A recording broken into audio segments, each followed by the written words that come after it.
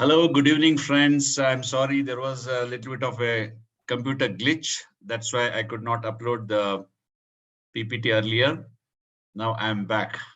That's why I had to log out and re-log in. I hope all of you could log in.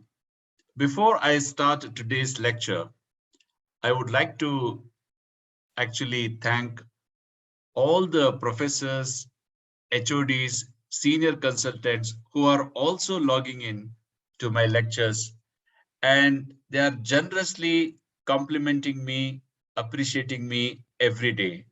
And that's been very, very encouraging. So I would like to thank all of them. And they're also encouraging their postgraduates to listen to these lectures. So thank you once again. But I request humbly and sincerely that it's not that I'm always correct, or it's not that my lectures are always good. I would really request all of you to please tell me the mistakes in my lecture. Please tell me the problems that I create sometimes inadvertently, or whether I'm going overboard, whether I'm talking too much, or whether I'm misguiding you. So please let me know, because I would like to improve by the day. It's not that I'm trying to become perfect, but I want to be better than yesterday. And I know that there is limitation. Science is changing every day. Sometimes postgraduates are better than the professors. So I request all of you to give me, in addition to complimenting, please give me a feedback that I can really use to improve myself. So I don't want to waste any more time. Today is the part 3, and I really want to conclude today. I was talking about concern-centered management yesterday, and I told you there are mainly 3 concerns: those arising from anovulation, such as menstrual irregularity, fibroids, endometriosis, infertility, endometrial or ovarian cancer; those arising from androgen excess, such as hirsutism, scalp hair loss, acne, depression; and the problems of metabolic dysfunction, such as obesity, sleep apnea, NASH, hyperlipidemia, type 2 diabetes, and cardiovascular events. Those in the red box are basically the concerns of the adolescents. And based on that, these are the goals of treatment: that is, management of irregular cycles, amelioration of hyperandrogenic features. These are mainly adolescent engaged concerns. Ovulation induction for those pursuing pregnancy, or contraception for those not pursuing pregnancy, basically problems of reproductive age group. Management of underlying metabolic abnormalities, prevention of endometrial hyperplasia and carcinoma, mainly the concerns of elderly and later years. I have already dealt with management of irregular cycles and amelioration of hyperandrogenic features. I don't want to revisit them. Today, straight away, let me go to ovulation induction for those pursuing pregnancy. Then there are 3 more concerns I have to address. What is the treatment of anovulation? Well, before that, we need to know when to induce. The timing of induction is very, very important. We have to withhold induction in obese till weight is optimized. In fact, I remember Dr. Pratap long back used to say, let them first reduce weight. Let us give them 3 to 6 months. Just the reduction of weight itself is going to 5 to 10% reduction, not much actually, is itself going to help us, rather help our drugs to give a better result. So if they're very obese, don't straight away start ovulation inducing agents. That itself can complicate the issue. Rather, ask them to lose weight, refer them to physiotherapy department, refer them to a dietitian. Even a 5% decrease in the weight is going to help us so much. It will help our drugs act better. Following bariatric surgery, postpone induction till rapid weight loss phase is completed, because that is a phase where actually it is a misleading phase. So there will be a rapid weight loss phase followed by an optimization of the weight phase. We have to wait till such time. Strict control of sugars before induction, because In case you succeed with induction and in case she becomes pregnant, GDM is guaranteed during pregnancy, or rather, her sugars may be high in the first trimester, and we all know high sugars are not good. It is invitation for congenital anomalies. So that's why strict control of sugars before induction is important. Similarly, we also tell a strict TSH control that it should be less than 2.5 before we induce. Our results are better. And in the same breath, I would like to tell strict control of the prolactin, because we saw in the prolactinoma class, hyperprolactinoma class, that hyperprolactinoma can have infertility even when the cycles are normal, even when apparently all other things are normal. So that should be under control. Yes, there you are, treat hypothyroidism and hyperprolactinemia. Rule out other causes of hyperandrogenism and infertility. For example, male infertility. Don't just think that, PCOS is the problem in her and I have to induce ovulation. I know how to induce it. For all you know, there may be a male factor also. There may be, tubal factors also. So we have to control all these things. We should be ready. The lady should be ready to become pregnant. Then only we should induce induction. Otherwise, we will be having a lot of problems in case she conceives, or we may have failure if she is simply taking the ovulation inducing agents. The next question obviously is which protocol? Of course, there are as many protocols as the infertility centers, or shall I say infertility specialists. So many protocols are there. It may be confusing. If you go into the literature, then you will sometimes get so confused that you don't know what to do. So I have summarized them into very simple table. Basically, you have aromatase inhibitors and then clomiphene citrate. This has been there for more than 60 years now. It's a time-tested drug. And then, of course, gonadotropins. Well, GnRH agonists or antagonists are the only ones which will control initially, but these are the really main inducers of ovulation. Obviously, now the first choice is aromatase inhibitors. Well, all of you know the story about this aromatase inhibitors. It was in, out, and all that. In fact, I remember I was the first one to give the thesis to my student, Dr. Sri Lakshmi.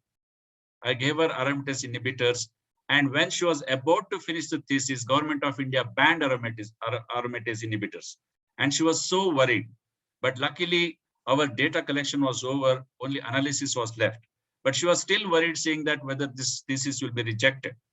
I said it cannot be rejected because the ban came after we have completed the study. And number two, the ban was on a very flimsy reason. They said it is a teratogenic, it's an anti-cancer drug. Letrozole is an anti-cancer drug only for a prostate cancer in a very high dosage. The dosage that we give for induction of ovulation is so low. Okay, so and not only that, the timing of the drug is also much before embryogenesis period. So there is no question of harm to the fetus at all. And of course, thankfully, the better sense prevailed, and then the drug was not banned. The ban was lifted. Whereas elsewhere in the world, in Canada and America, the drug was still being used. And now, of course, there is no more confusion. In fact, we have come the full circle, and we are now saying it's the first-line drug. So I had to tell you this story because people should know about aromatase inhibitors. The next one, of course, is clomiphene citrate. I told you this is the time-tested drug. It's been there in the market for more than 60 years, but why it has become second-line drug? For obvious reasons that aromatase inhibitors, letrozole in that, is monofollicular growth. When there is PCOS, if you give a inducing agent which can stimulate all those primordial follicles, then you are going in for a OHSS, that is ovarian hyperstimulation syndrome. So the clomiphene is a very potent, very good inducing agent. As far as PCOS is concerned, it has to take a back seat. It has become a secondary drug. So also gonadotropins. After all, gonadotropin, follicular stimulating hormone, as the name suggests, it is going to stimulate all the follicles which are present there. So in PCOS, you have got plenty of antral follicles. And if you go ahead and give them FSH, OHS is guaranteed, or I would rather put it as buy one, free one. Give gonadotropins, OHSS is free. So as I said just now, aromatase inhibitors will give rise to monofollicular growth. That's why it is preferred first-line drug. Then clomiphene citrate, multifollicular, gonadotropin also multifollicular. Endometrium. See, the other advantage of aromatase inhibitor or letrozole is that it is endometrium friendly. Unfortunately, clomiphene citrate is not endometrium friendly. So that's how, again, it has to go a little backwards. Gonadotropins, of course, they are endometrium friendly in the sense they will produce good estrogen, and estrogen is going to help the endometrium. Birth defects, nil, nil, nil. Definitely, there is no worry about it. Actually, the timing of this usage is such that we are in that, all or none window. All of you must be knowing about all or none window, 35 to 55 days. If any drug acts, it will either kill the fetus or it won't kill the fetus. No question of birth defects. And then the cost. Of course, both clomiphene citrate and aromatase inhibitors are of low cost, and gonadotropins are of high cost. So this is the choice. This is the table that you have to know, broadly talking. If I have to now talk about the protocols, as I said, there are so many protocols, but I don't intend to talk about all of them. I have to fit them in one particular slide only to minimize the confusion or the burden to all the listeners. Letrozole, of course, first line you can start with. I mean, there is a whole lecture on how to induce and all that. My intention is not that today, because I'm talking about PCOS. Clomiphene citrate with or without metformin. I'm going to talk in detail about metformin, so let me not talk anything more right now. Gonadotropin only, that is without clomiphene or letrozole. And there are, again, many protocols. I have one more lecture coming up maybe in tomorrow or next week, where I'll be talking about whole lot of gonadotropin protocols, maybe 5 to 6 type of gonadotropin protocols. But today it is enough to understand that either a step-up protocol, that means you start with the lowest possible dose of 75 IU and then keep on stepping up, or you can start with, let's say, 225 or 300. Usually we won't go to 300 in PCOS, but let's say 225, but come down as you feel that she's heading towards OHSS. Or you can do clomiphene or letrozole with gonadotropin. So usually the protocol goes as clomiphene day 2 to day 6, and then day 7, 8, 9, 10 gonadotropin when the follicles are picking up the pace. Or letrozole day 3 to day 7, and then maybe day 8, 9, 10 you can give gonadotropin. In fact, after Sri Lakshmi's thesis, I continued the study with another thing, that is with giving gonadotropin. Then we have agonist protocol. As I said, agonist is not actually inducing agent. It's going to actually suppress the gonadotropins. But after that, you have to give gonadotropins. So called long protocol. There can be short protocol, ultra short protocol. Again, there are so many protocols in agonist cycle itself. But now we don't use agonist cycle too much, because as you can see here, it is something like, you suppress first and then give from outside. In fact, you are trying to give both the drugs. Thankfully, that is gone now. We are mostly using antagonist. Antagonist cycle, you use antagonist in the current cycle itself. You start with gonadotropins, low dose probably, and then use antagonist. Both agonist and antagonist are used to suppress the LH. And all of us know that LH is high in case of PCOS, more so in lean PCOS. And that has to be controlled. You know why? Otherwise, what happens? The egg gets prematurely mature. Is it confusing terminology? Prematurely mature. See, everything has got a time.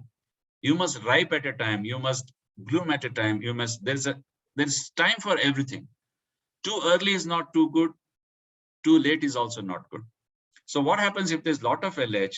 These ova becomes mature very early and they are of no use to us. That's exactly why in agonist protocol, You give it much before in the previous cycle to totally suppress the LH and then take over the control and nicely give antagonist, gonadotropins from outside. Whereas in antagonist protocol, you don't want to suppress so much. You start with the low dose gonadotropin, and as you realize that LH is going up, you use antagonist. I think that much is enough for today, because I'm going to come up with a very elaborate slide on ovulation induction, or how to use this inducing agents in a poor responders. The recent thoughts on induction or unsuccessful prolonged use of ovulation inducing agents need to be avoided due to poor success rate. So you should keep on changing the inducing agents. You should not be going with the same drug all the time. How about insulin sensitizers and others? What is the insulin sensitizer that is being very popularly used? Of course, it is metformin, number one. So as I told you in one of the slides, that CC with or without metformin is one of the agents that we use. But metformin should be used only if there is insulin resistance. Simply don't give metformin. I'm going to dedicate 3-4 slides on metformin itself, so let me not talk more right now. The response influenced by polymorphism of gene STK11, but it can't act alone, always given with CC or gonadotropin. So don't give metformin as an inducing agent. In fact, the people who promote the other insulin sensitizers, which I'm going to talk in the next slide, they say that alone will induce the ovulation, which is very, very difficult to digest or understand. When metformin, which is a stronger insulin sensitizer, cannot do induction, I wonder how the milder insulin sensitizers can do the job. It is shown to reduce OHSS. Yes, when you use metformin, of course, it is going to somehow bring down the LH, and it will bring down the LH is almost something like a HCG, isn't it? So HCG is the one which is the problem, which causes OHSS. So metformin will act in such a way, it's an insulin sensitizer, so it will bring down the insulin level, so it will bring down the LH as such. But please remember, it is not to be used to reduce the weight. Many people I have seen, they use metformin just to reduce the weight. 18-year-old girls, 20-year-old girls, without testing for insulin resistance, without doing OGTTs, they simply give metformin. I read a beautiful article. It was written so nicely. They have written, if at all metformin reduces the weight because of its GI side effects, the girls don't feel like eating. They have vomiting, such bad GI effects. And this so-called weight reducing effect of metformin will go away within 3 to 6 months. And then there will be rebound, weight gain. So please don't use metformin to reduce the weight, unless you have proven nicely insulin resistance, or you have proven that she has got, some sort of a pre-diabetes or diabetes. What about thiazolidinones? We did a study, in fact, long back, if I remember, but that study we just stopped because during the study itself, the drug was banned. It is not used anymore. So what's the recent thoughts about CC plus metformin? CC should be combined with metformin rather than persisting with CC alone in women who are CC resistant. Okay, at this juncture, let me just clarify what is CC resistance and what is CC failure. Now, CC resistance means lady is not responding to CC at all. So that's the time they're asking to start, combine with metformin. Maybe metformin will, as I said, reduce that LH level, and then there will be some amount of, help.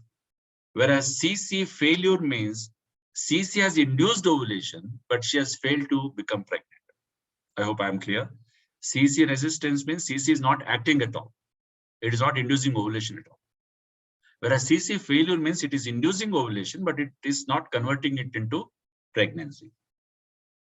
With anovulatory infertility and no other infertility factors. So there also you can think of combining to improve ovulation and pregnancy rates. But then I would like to add, this is ISHRE guidelines, but I would like to add, please check the insulin resistance. If it is there, metformin works better. Don't start blindly clomiphene citrate and metformin together unless you have hit resistance. Others, that's what I was now coming to, which is being highly promoted by most of the pharmaceutical companies. That is myo-inositol, D-chiro-inositol, chromium picolinate, L-methylfolate, N-acetylcysteine, melatonin, and so many others. So let's see. The insulin resistance is an important factor, agreed. It controls LH levels, controls androgen levels, insulin resistance coexists with PCOD, inositol deficiency drives PCOD, rather it is PCOS it should be. Insulin signaling is damaged in PCOS as well as leads to hormonal and metabolic effects. The main thing is that inositol deficiency drives PCOS and myo-inositol deficiency triggers insulin signaling. Based on these two just flimsy, rationale, we cannot just say that these things will induce ovulation. Okay, both MI and DCI levels are very low in PCOS patients compared with normal subjects. Yes, there is no doubt in that. But what is the recent thoughts? Inositol in any form, so many I listed, should currently be considered an experimental therapy in PCOS with emerging evidence on efficacy highlighting the need for further research. So that's the ISHRE guideline. It doesn't have any independent role. At best today, it is an adjunct. So what is my take? Customize the treatment, treat confounders, comorbidities such as obesity, diabetes, insulin resistance, and all those things. Start with letrozole, that's the first line drug. Then if it doesn't work after 3 cycles, you can go for a better inducing agent, that is CC, better in the sense it will give rise to multifollicular development. We avoid CC in PCOS because of the fear of OHSS. For the same reason, we avoid high FSH inductions in PCOS. So if the AMH is very high, that means LH is going to be high in that lady. So you may suppress with GnRH agonist followed by gonadotropin if you want. Add metformin only if there is insulin resistance. Inositol and all other categories at best are adjuvants. But what is my choice? I should have written here instead of my take, I should have written my choice is that antagonist protocol in PCOS is better, especially when you go for IVF and ICSI. But for simple IUI, there is no need to go for antagonist protocol. You can start with letrozole for 3 cycles, and if doesn't work, then go for CC. Because antagonist protocol is cost effective, better control over ovulation induction, reduces OHSS, and good for poor responders. Probably tomorrow I'm going to give a talk on poor responders, then I'm going to talk more about antagonist protocol.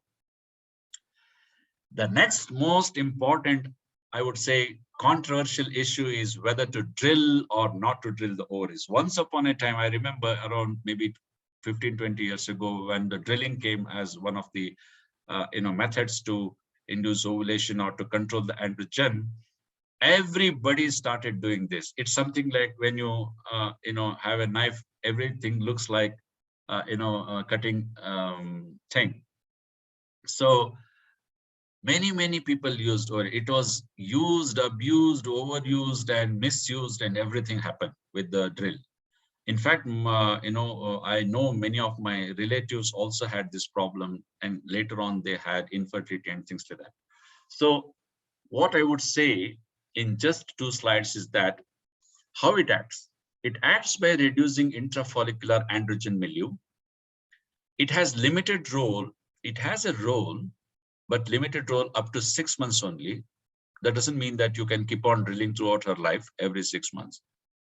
It improves ovulation, but not cumulative pregnancy rate. Yes, it improves ovulation, but not cumulative pregnancy rate.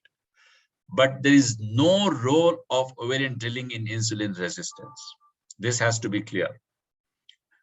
It is definitely not for unmarried girls. Don't do that, please. Not the first choice, even in married. I'm going to tell probably in the next slide when it is to be used. If there is clomiphene resistance, then probably it has got a role, and its role is temporary for 6 months. It is not to be overused. If at all you do, not more than 4 punctures, not more than 4 millimeter depth, using lower electrical energy so that there is no lateral spread and destruction of the rest of the follicles. You must cool the ovaries with irrigation if monopolar is used, and not more than 4 months gap after the procedure. As I told you, its role is limited to 6 months only. So you may wait for 3 months, but if it doesn't work, then you have to, of course, switch over. It reduces ovarian reserve and increases the additions. That is the tragedy. So my take is avoid drilling if possible. If at all it's a last temporary resort for ovulation induction, only if the person is married. What about contraception? That's the next goal of treatment for those not pursuing pregnancy. Well, as I've told you already, when I was talking about regularization or treating the irregular menses, COC pill could be prescribed. It's not that it is contraindicated at all. Risk for myocardial infarction and stroke is not increased in PCOS just because you use the COC pills. Injectable progesterone may confuse the issue, because we know that when the injectable progesterones are given, there will be periods of amenorrhea, and as it is in PCOS, there is periods of amenorrhea. So that may be avoided. It may lead to glucose intolerance. We all know that one of the side effects of COC pills is glucose intolerance, which is also increase the lipids and things like that. Better would be, if contraception is the issue, better would be LNG IUS. So this will help in 2 ways. It will avoid the confusion.